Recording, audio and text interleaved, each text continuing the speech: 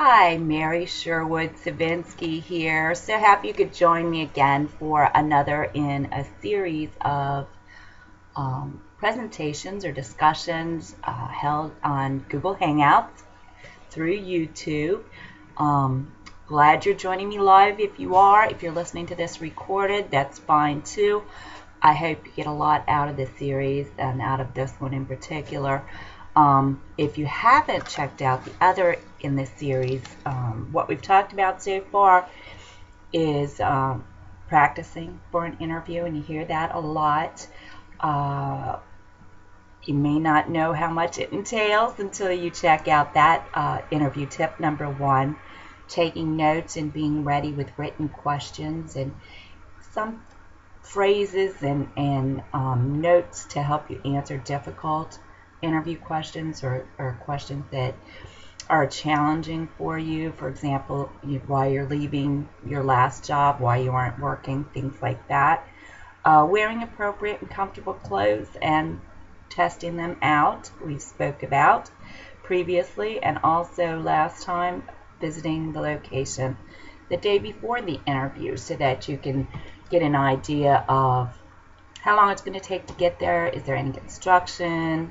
Is it difficult to find the location inside the huge office building? Things like that, so that you can allow enough time and really be ready and prepared to do your best at the interview. And that's really what you want. If there's one running theme that we'll talk about, it's you want to present comfortably and confidently so that you come across as being a person that the employer can trust that will do a good job. First, before we get started, let me just let you know that if you're downloading this, you'll have a series of slides that will provide you with links to information about myself and also free resources. I hope you do take advantage of the free resources that are available to you. If you're not sure which link you need or which one would benefit you, I'd encourage you to start with jobsearchfortherestofus.com. That's my blog, and I have links to all kinds of free resources there. So I hope you do take advantage of those, even beyond these video presentations. And right now, as I said, we're working on interviewing. And that's because I was getting a lot of questions from potential clients and just from job seekers in general about interviewing. So I thought it would be good just to provide this series. We'll probably do a series of presentations on something else related to job searching and careers next.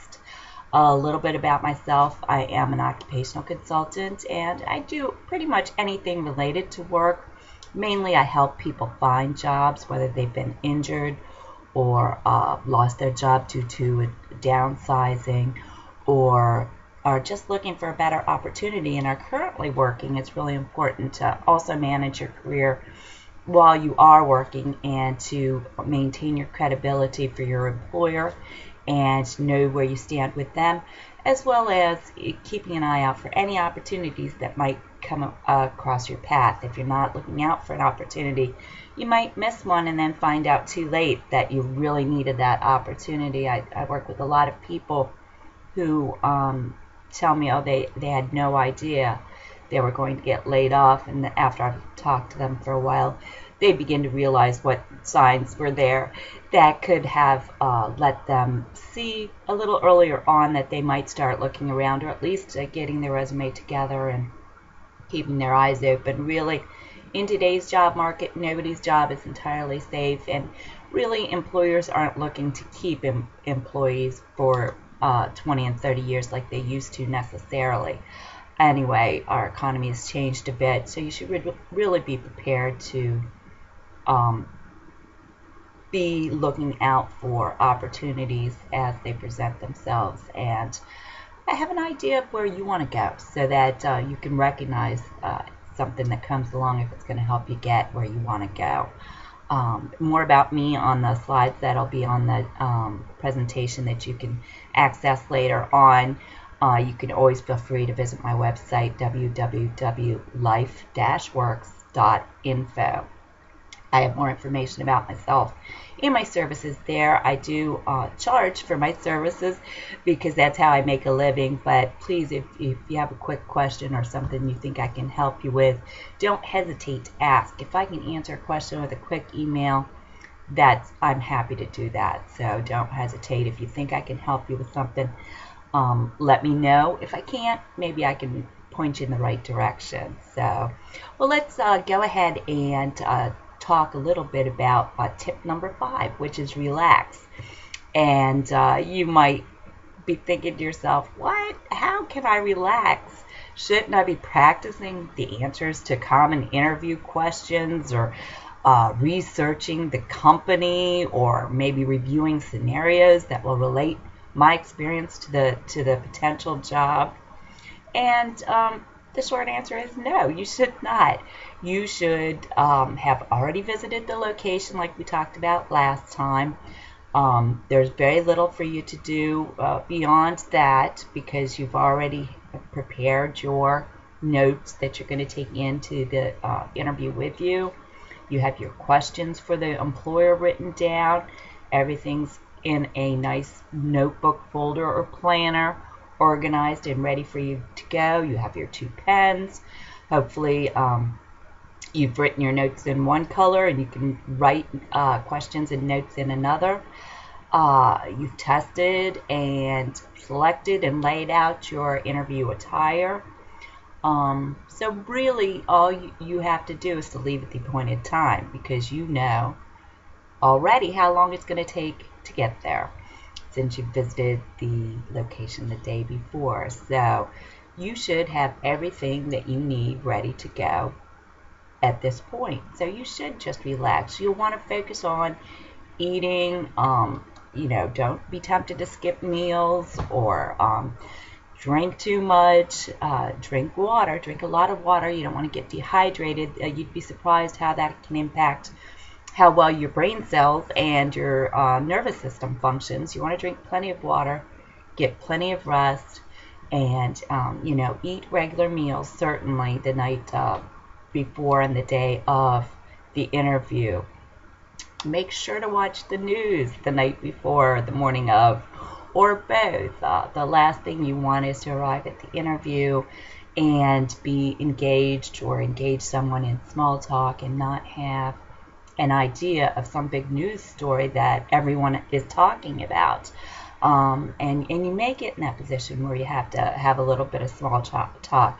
So make sure to pay attention to the current local and national news, so that you do have something to talk about and can respond appropriately to anything that's going on. Nothing may be going on. So, and that'll be a good thing, I guess, in the news department. But if there is something of import, you do want to be aware of it.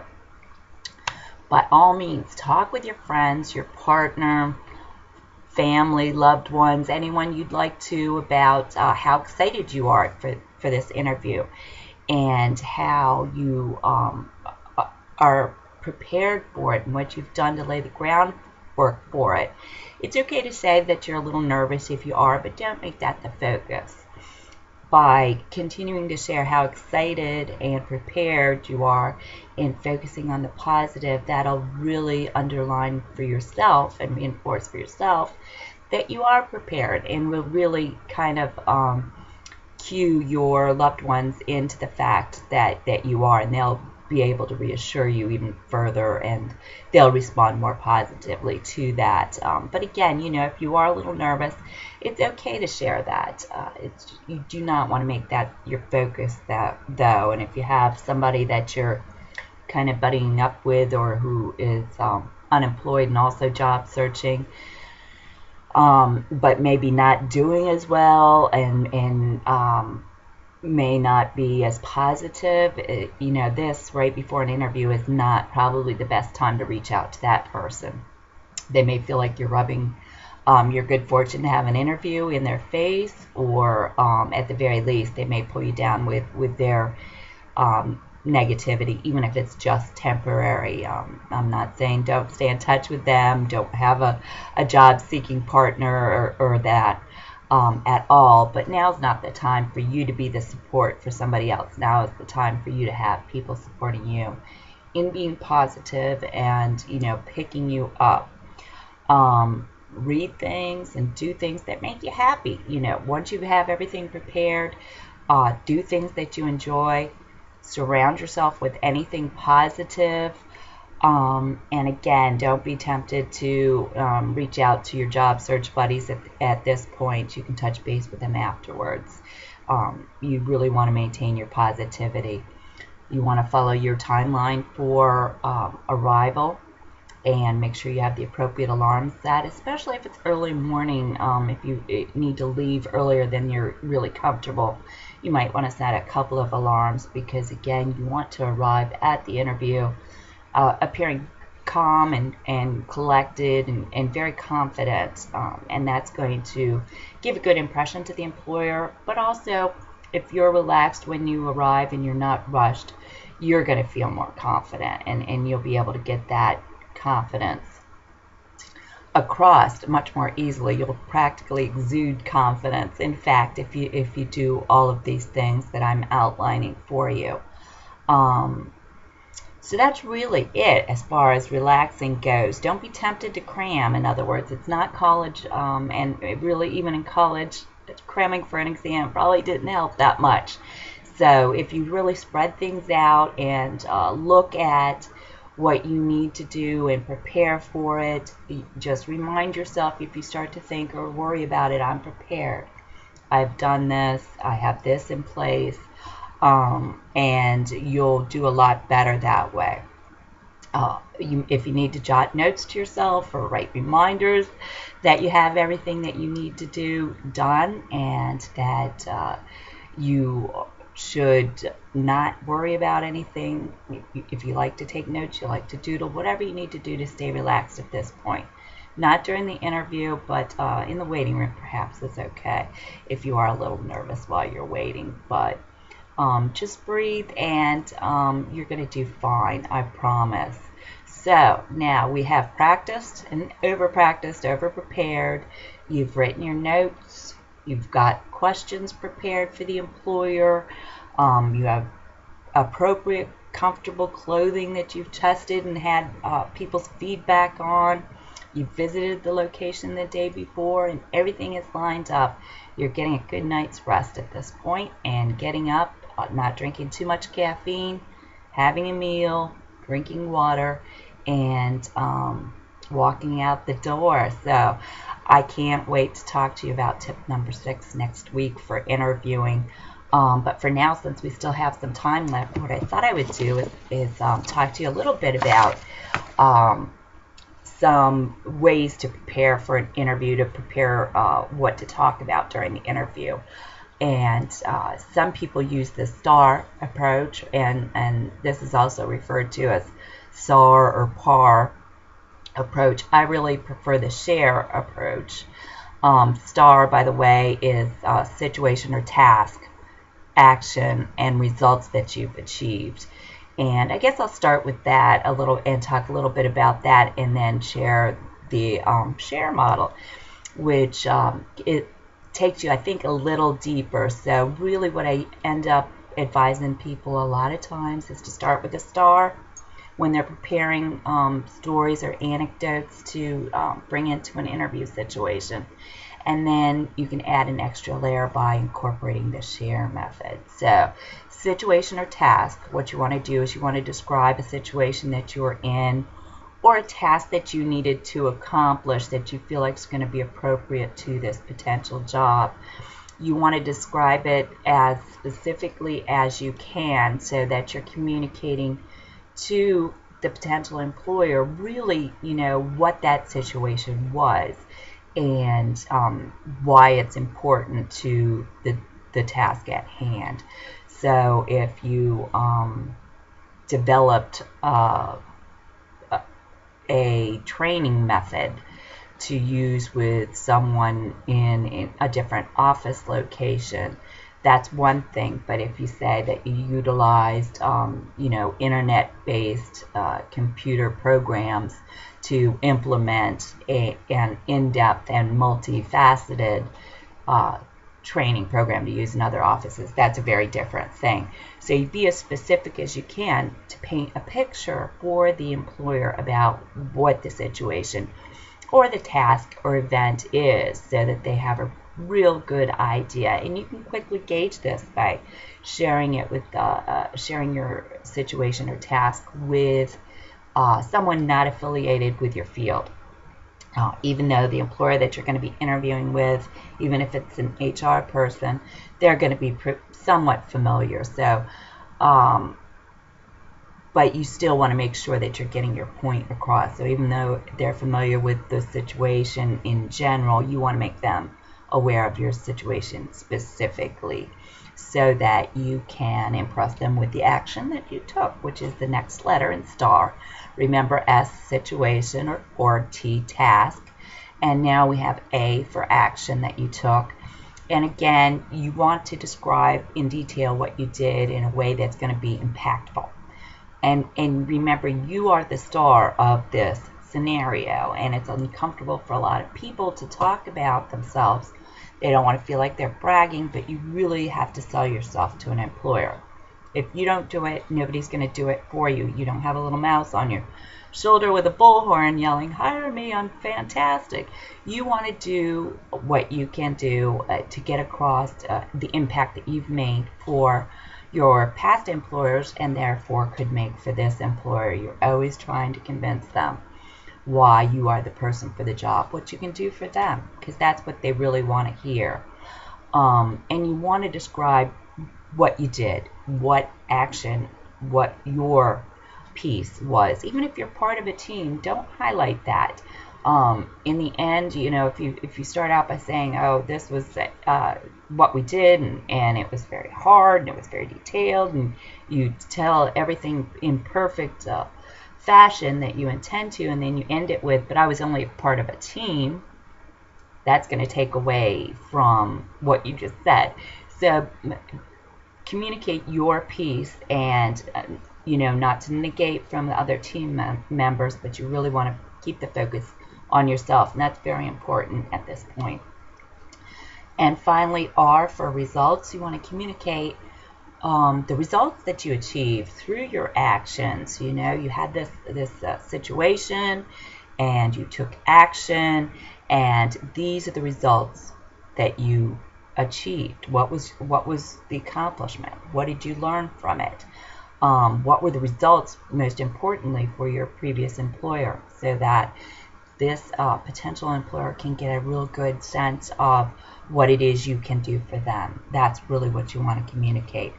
So I think that's a good way to start for developing a scenario or a story or anecdote. And you'll want to have several to be able to share during different parts of the interview to really communicate how you can benefit the employer.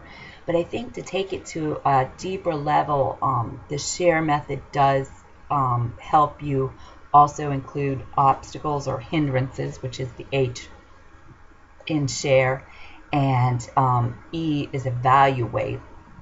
Explain in more detail what you've learned from that particular situation.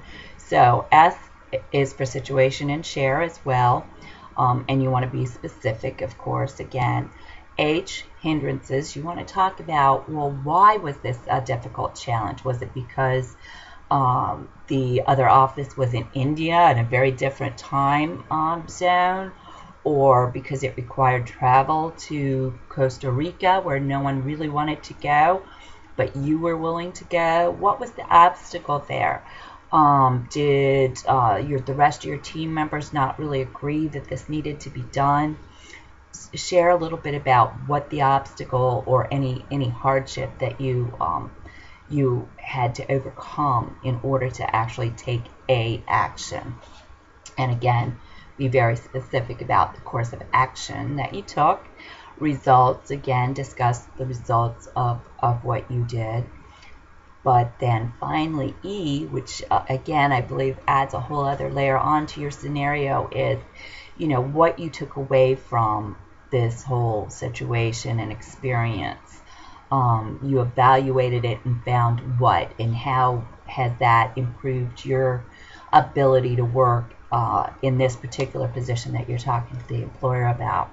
So again, just to recap, STAR method is situation or task, S and T, A for action, R for results that you achieved.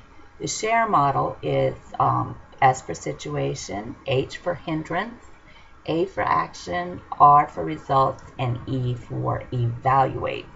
So I hope that that gives you the opportunity to really think about and develop some stories or anecdotes that you can have on hand to prepare for your interviewing, and hopefully you'll be doing this preparation and practice well ahead of time and not waiting until the day before an interview, because it really does take a lot to prepare.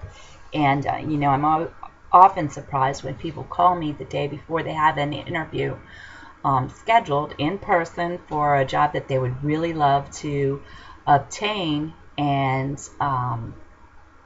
we only have an hour to try to get them to be the best that they can be, and I can give them all the feedback, but they're not going to have time to practice that or even really employ that. So if you're thinking about job searching, you know, first thing, work on your resume. If you need help, I'm happy to help you with that. Look at what's out there. Practice interviewing right away. Start out answering the simple interview questions, and you know, in the course of answering those, use these STAR or the SHARE method, because that really will help you to have more information on hand to be ready for an interview. And again, like we talked about in number 1 interview tip, you really want to over prepare and over practice for an interview, because it's going to help you to feel more confident, and you're just going to come across as really knowing what you need to know to convince the employer that you are the person they want to hire. And that's exactly what we want. Now we still have a couple more minutes left, so why don't we look at some other questions that I received from folks. Let's see, questions about leaving a job. Can a company fire you without notice or cause? Well, you know, in many states it is a fire and hire out well state, and the employer does not need to give you even a reason for letting you go. Usually they will, but it doesn't really matter, because the result is the same. You know, if they tell you, look, we're not making enough money, we're going to have to downsize, it doesn't matter if that's the truth or not, because the bottom line is they're letting you go. So in most states, I would say that is the case. I think larger companies are going to be more careful about when they do let people go. They have deeper pockets that people can sue and get money for, especially with certain populations of employees. They will not be as likely to fire without notice or reason. But in most places, an employer can let you go, and they can let you go today. And that happens actually quite often, as someone will show up at your desk and ask you to pack up your belongings and let you know that you no longer have a job. They don't have to give you a severance. Some companies do. And you know, depending on what you've done for them and what level you're working, you certainly are entitled to that. But again, most often in most states, they do not have to provide notice or severance or anything. Kind of along similar lines, do I have to give 2 weeks notice when I resign? And you know, no, you don't. But you want to give as much notice as you can, and 2 weeks is customary. So if you can give 2 weeks notice and you've decided to move on, then by all means give 2 weeks notice. If for some reason, you know, you have to start in the next week or 10 days, that's not terrible. And certainly I would provide apologies and explanations to why you can't give the customary 2 weeks notice. You don't want to leave the employer in a lurch if you can help it, and if you can offer to assist in the transition around your new position to make things easier, then by all means do that. One thing you do not want to do is to burn that bridge with that employer, even if you did not love that job or that employer. You want to be able to use them as a reference, and you don't want to worry about anyone having anything negative to say about you. So how you leave your last job can really impact your future jobs and your ability to get future jobs. So think about that before you do leave, and do what you can to give as long of notice as you can. That doesn't mean they can't say, well, sorry, we don't want you to stay for 2 weeks. And that does happen. So you might want to be prepared for that in the planning process. But you do your piece and give your 2 weeks notice if you can. If you need to do a little less, 10 days or even a week is not terrible, but try very hard to give 2 weeks notice if you can. It is customary. It's appreciated too. Again, you don't want to burn any bridges. Well, I think that's it for today. Just to recap, practice, practice, practice. You want to appear confident, comfortable with the company, comfortable with your resume and answering questions about it, and be well prepared to do a great job on your interview. So do everything you can, read as much as you can. I have a lot of articles online and links to other people's information as well about how you can prepare for interviews and common interview questions and things like that. So please take advantage of those. Again, www.jobsearchfortherestofus.com is my blog. I have a lot of resources there, links to some of these videos and things like that. And you can also check out my website, life-works.info. On there, I also have an interactive job search guide that you might find helpful. You may know some of the information I cover in that, but you may not know everything. And if you can pick up a few tidbits, I think it will really benefit you, and again, lend that confidence and self-esteem that you may be missing, especially if you're unemployed. It's very hard to maintain your sense of self-esteem, so the more things that you can do to work towards getting back to work, the better you're going to feel about yourself. So please do check out those things, and by all means take advantage of the free resources, but do consider downloading the Job Search for the Rest of Us interactive job search guide. I think it's a good resource for you. It has a lot of activities, worksheets, exercises, whatever you'd like to call them, included, and some downloads for you, tools to help you with your job search. So please take advantage of all those items. Again, Mary Sherwood Savinsky. I'm an occupational consultant. My company is Professional Rehab and Occupational Services, and happy to be sharing this time with you. If you can use my services, please let me know. Be happy to help you with your resume, LinkedIn profile, biography, cover letters, interviewing prep, of course, and career coaching. So let me know if I can help you. lifeworks@mail.com is my email. And if I don't see you at the next session, hopefully you'll be able to download the version online on YouTube that I'll upload with the slides on it, so that you can access the free links pretty easily that way. So until next time, take care. Talk to you soon.